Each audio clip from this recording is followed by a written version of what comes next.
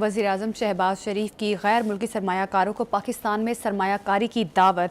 मादनियात के शोबे में सरमायाकारी सबके लिए सूदमंद है। और बुखारी साहब, अब वज़ीर-ए-आज़म की जानिब से कहा जा रहा है कि मादनी ज़खायर से मुस्तफ़ीद होकर कर्ज़ों के जो चंगुल से हम निकल सकते हैं। पहली बात तो ये है कि ये हर लिहाज से आप देखें तो एक बहुत ही कामयाब कॉन्फ्रेंस है, कोई दो राय नहीं है। और इससे रास्ते निकलेंगे पाकिस्तान के अंदर फ़ॉरेन इन्वेस्टमेंट के आने के, इसमें भी कोई शक नहीं है। लेकिन मैं ना ज़रा दो चीज़ों के ऊपर थोड़ा हैरान भी हूँ, परेशान भी हूँ। एक तो ये कि वज़ीर-ए-आज़म साहब जो हैं, एक तो उन्होंने पूरी दुनिया को ये बावर कराने की कोशिश की है कि हमारी ये जो सरजमीन है ये मादनियात से माला माल है, विच इज़ ट्रू, कोई इसमें दो राय नहीं है। बलूचिस्तान के बारे में कहते हैं it's a new whole world of minerals. इसी तरह से साउथ और नॉर्थ वज़ीरिस्तान के बारे में कहते हैं कि वहाँ ऐसी ऐसी नायाब दातें हैं, इसीलिए वहाँ पर इतनी जंगो जदल जो है वो हो रही है।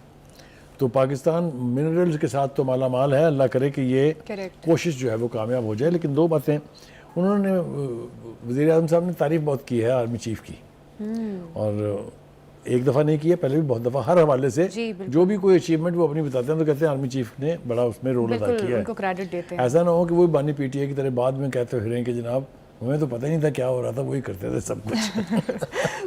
तो एक तो ये कि ये खुशाइंद है कि पाकिस्तान में बाहर के ममालिक से इतनी बड़ी तादाद में वफूद आए और उन्होंने आके दिलचस्पी ज़ाहिर की है इन प्रोजेक्ट्स के अंदर, यानी इन्वेस्ट करने की।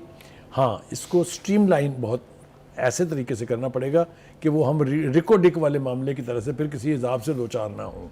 आपको याद है ना कि किस किस्म के एग्रीमेंट हमने किए थे, बाद में जुर्माने भुगतने पड़े, फिर वो माफ़ कराने पड़े।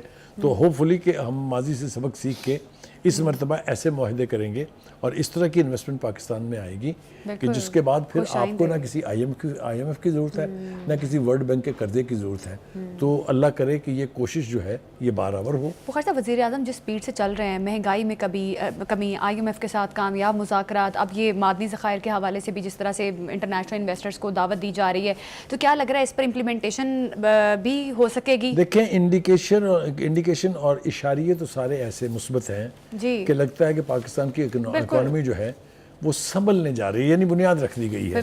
वो अल्टीमेटली हम ये टारगेट अचीव कर पाते हैं कि नहीं, वो सारा दारोमदार जो है बिल्कुल, अगर इन तमाम टारगेट्स को अचीव कर लिया जाए तो हम कर्जों में से निकल सकते हैं।